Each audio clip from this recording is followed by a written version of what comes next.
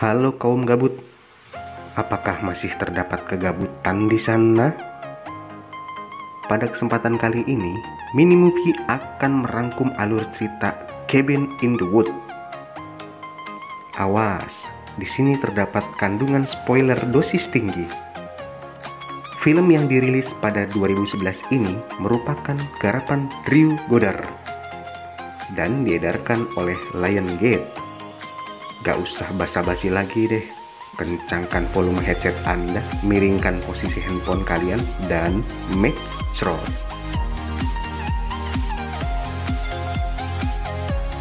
Film ini diawali dengan adegan sekelompok anak muda yang bersama-sama pergi hangout dengan minibus ke sebuah villa resort di tengah hutan. Ya, opening kacangan khas film horor barat yang cerita selanjutnya gampang ditebak. Pergi ke tempat angker, mati satu persatu, dan tamat ending yang sangat membagongkan. Untuk itulah ada alasan mengapa film ini mampu meraih skor 7,0 IMDb, yang mana ini cukup tinggi untuk film bergenre horor, serta meraih 20 award dan 34 nominasi. Film ini diperankan oleh Christine Connolly sebagai Dana, yang mana wajahnya mengingatkan saya pada selembar foto yang ada di kamar mandi teman saya. Entah untuk apa dan bagaimana itu bisa ada di sana masih menjadi misteri yang belum terpecahkan. Lanjut. Dalam film ini juga ada Chris Hemsworth yang bukan sebagai Thor karena seluruh kekuatan magisnya telah dilucuti, melainkan sebagai Kurt Vaughn. Anna sebagai Julius, Dish Williams sebagai Hogan McCree, dan Franca sebagai Matty. Sesaat setelah minibus mereka pergi, nampak seorang mengawasi dari atas gedung.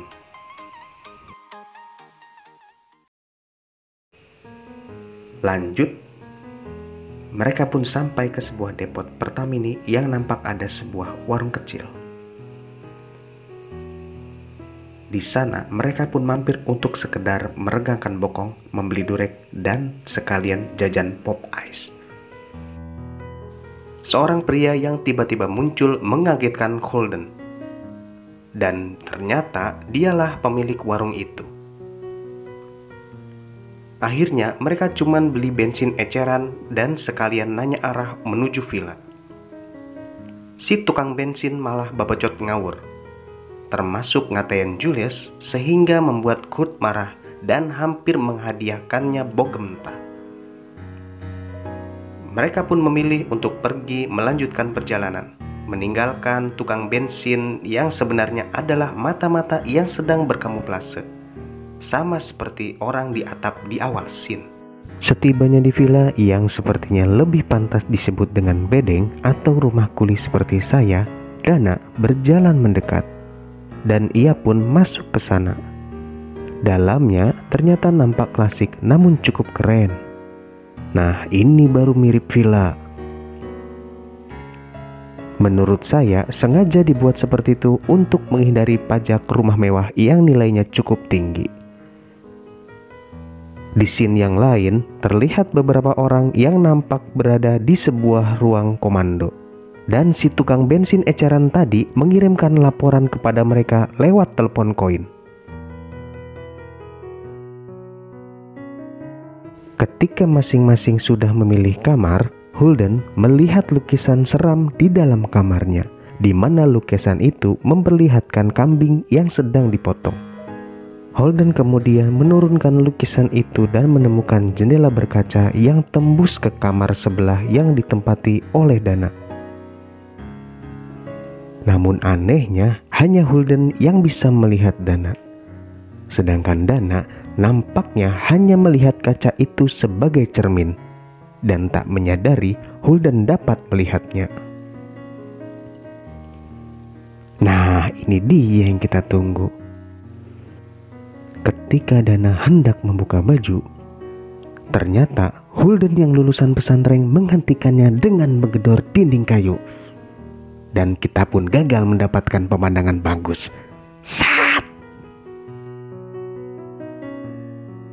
Adegan beralih ke sekelompok orang di lab. Ternyata mereka sedang memata-matai lewat kamera tersembunyi. Mereka seperti sedang menyusun skenario simulasi konspirasi jahat untuk tujuan tertentu. Setelah melihat-lihat, Dana dan teman-temannya mulai bersenang-senang melakukan hal gila ala anak muda Amerika. Bahkan mereka pun ngobak dan nyemplung ke empang. Asik. Lanjut. Setelah Julius tampak menggila, Dana mendapatkan giliran dalam permainan kejujuran atau tantangan. Saat Dana memilih tantangan, tiba-tiba saja pintu rahasia bawah tanah terbuka secara misterius. Mungkin karena ada anak bagong menunggu mereka di sana. Mereka pun masuk dan menemukan banyak benda aneh. Saat masing-masing dari mereka memegang benda-benda yang kelihatan misterius itu, tiba-tiba Dana memanggil semuanya untuk melihat buku tua yang dipegangnya. Di sini kita lihat mereka sengaja dipancing ke ruang bawah tanah sebagai bagian dari ritual. Dana pun mulai membacakan isi buku tua itu, yang isinya juga membagongkan. Saat itu juga, Dana membaca bahasa Latin dalam buku tua itu, yang nampaknya seperti manta tutorial memanggil sejenis tuyul. Namun sayangnya, bukan si Ucil atau Pam-Pam yang nongol, melainkan para zombie Resident Evil yang keluar dari dalam tanah.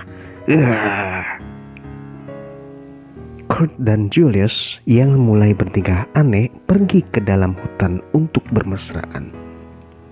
Orang-orang di dalam lab ternyata terus memantau mereka, seperti kita. Ya, sepertinya momen pengecoretan telah di depan mata. Ketika Kurt dan Julius akan melakukan pengecoretan, zombie yang telah bangkit menyerang mereka. Saat! Kenapa mesti nongol sekarang sih eta zombie? Kurt pun terluka dan Julius mati terpenggal. Kurt berhasil kabur dan kembali ke kabin.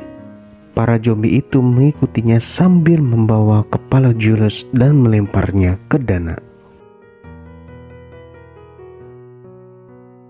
Orang-orang di lab yang nampaknya mengendalikan zombie dan kabin itu berhasil membuat mereka terpencar dengan melepaskan semacam gas aneh yang membuat pikiran Kurt kacau, lalu mengunci mereka yang masuk ke dalam kamar.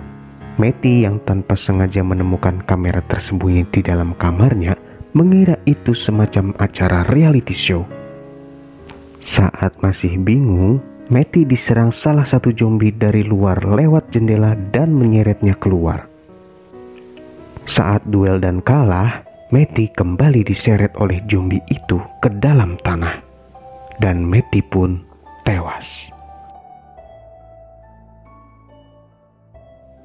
Di dalam kabin, Dana dan Holden berhasil lolos dari dalam kamar yang terkunci dan menemukan ruang rahasia bawah tanah. Zombie keluarga Buckner masih terus mengejar. Namun Dana berhasil melumpuhkannya. Kurt yang berada di ruangan lain rupanya juga berhasil menemukan jalan. Sehingga mereka berkumpul kembali dan Kurt membawa semua keluar kabin. Mereka langsung menuju minibus dan segera pergi. Lanjut. Saat melewati terowongan dan hampir berhasil, orang di lab itu meledakkan terowongan dan memaksa Kurt kembali dengan memundurkan minibusnya.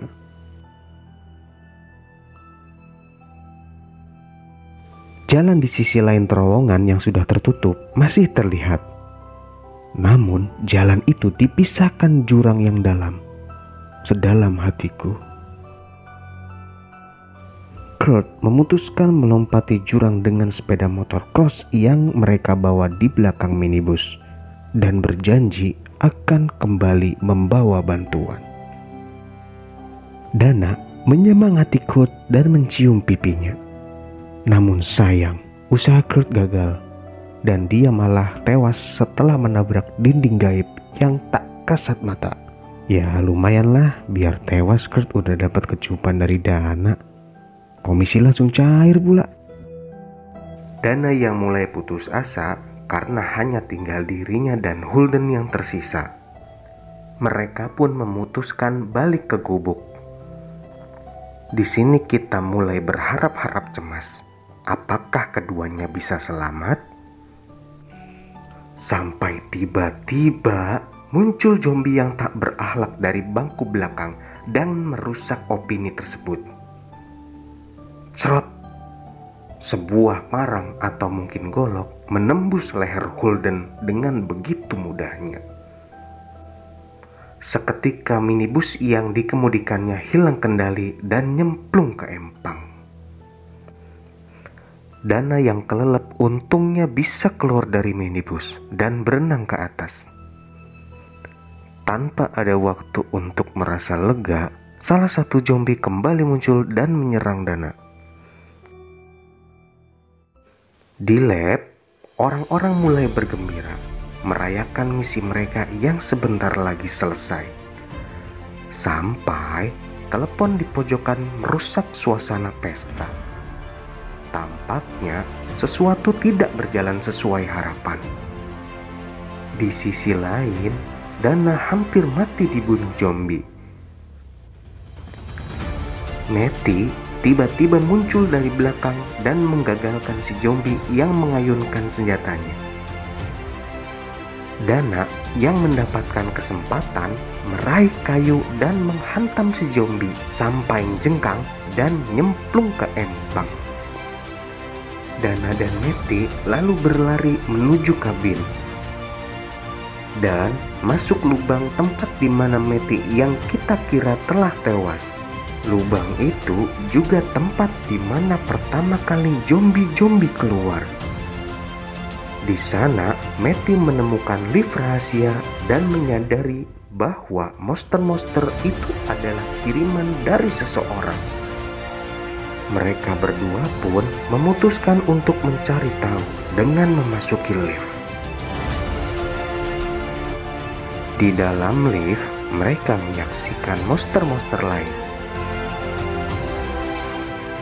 Dan ternyata lift rahasia itu adalah seperti sebuah kandang para monster. Dana dan Matty berhasil keluar dengan melumpuhkan seorang penjaga dengan bantuan sepotong tangan zombie. Segerombolan pasukan bersenjata lengkap dengan berseragam layaknya tim SWAT itu datang untuk mengepung mereka dan menembaki mereka. Dana dan Matty segera berlindung. Ternyata mereka sampai di ruang kendali untuk mengoperasikan kandang para monster. Dana pun membuka lift dan seketika monster-monster berhamburan keluar dan membantai pasukan dan menyerang semua pegawai lab. Dana dan Matty berhasil lolos dari kekacauan dan sampai ke sebuah ruangan di mana terdapat simbol gambaran mereka sendiri. Keduanya segera menyadari bahwa mereka hendak dijadikan tumbal oleh sekelompok orang di dalam lab itu. Kemudian muncul seorang emak-emak yang tampaknya adalah kepala atau bos di lab yang menjelaskan semuanya. Ia menjelaskan bahwa mereka harus mati sebelum matahari terbit, agar sesosok makhluk mengerikan tidak bangkit dan menghancurkan dunia. Dana sempat terhasut sehingga berniat menembak Matty tanpa menyadari ada Bagong yang mengendap-endap hendak menerkamnya dari belakang. Matty pun membiarkan si Bagong menerkam Dana dan langsung mengambil pistol yang dijatuhkan Dana, lalu langsung menembaki Bagong tersebut. Si mak-mak yang melihat Matty lengah langsung menyerangnya. Keduanya bergulat tanpa sadar salah satu zombie yang ditugaskan untuk membunuh mereka datang sambil menenteng kampak dan langsung membacok kepala si emak-emak yang hampir menembak Meti. Meti pun menendang keduanya hingga jatuh ke jurang tempat di mana makhluk iblis raksasa itu berada. Setelah itu, Meti bangkit menghampiri Dana yang nampak sekarat setelah digigit bagong. Keduanya pun pasrah menanti kebangkitan si iblis untuk menghancurkan dunia sambil udut. Bumi yang mulai bergoncang, dan langit yang mulai runtuh, dan tangan besar si iblis keluar dari dalam tanah, dan tamat. Ending yang sangat membagongkan. Film yang cukup wow, walau banyak hal yang janggal terdapat di sana-sini.